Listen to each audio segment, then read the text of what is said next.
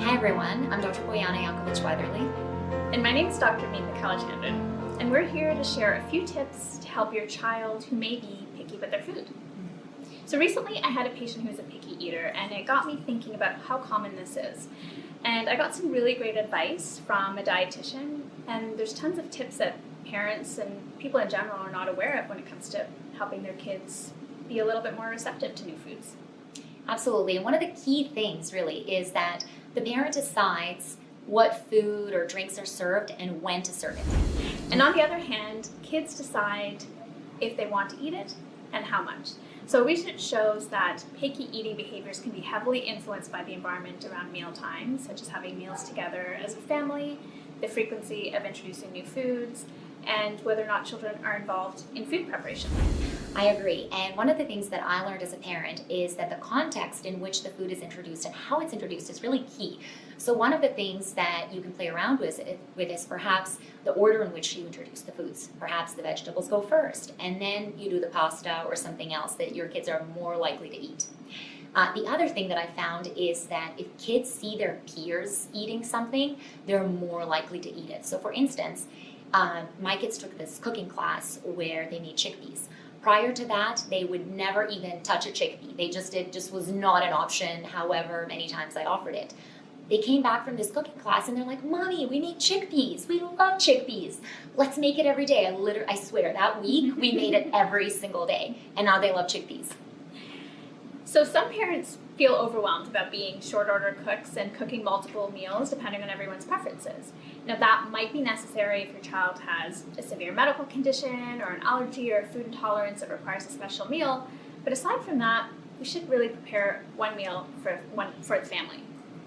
Definitely, and the other thing that's really important is mealtime as a family. So we do want to try and eat together, even if it's just 20 minutes a meal. It has tremendous benefits for the kids. And role modeling is also really important. So making sure that you're not always eating in front of the TV, that you're present at the table, that you're eating mindfully and making good choices. Research shows that role modeling can be very influential. And the interesting part is actually children look for role models in other children. So if they're surrounded by other kids that have healthy relationships with food, maybe are more open to different foods, that can only be a good thing. Definitely. And the other big thing is snacking. So we definitely want to make sure if the kids have snacks that those are healthy snacks. Research shows that snacking on processed food and sweetened beverages actually has really negative health effects as well as negative effects on the body mass index. The other thing that's really important is that the meals need to be consistent. So we want to make sure that the kids know when their breakfast, lunch, and dinner are, and then if they happen to be hungry in between, that's completely fine, and they can have a healthy snack like apples with peanut butter, or they could have kale chips, or chickpeas, or they could have seaweed, or any fruit or vegetable they want, maybe carrots with hummus. I mean, there's so many options.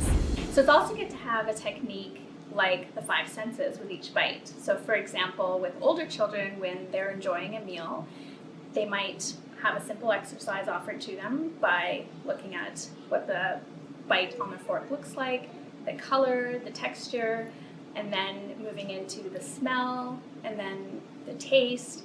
If there's a sound, usually there isn't a sound, and unless they're eating with their hands, maybe touch might not be part of that, but the point is using as many senses as they can to slow down with each bite, and that's more appropriate for older children.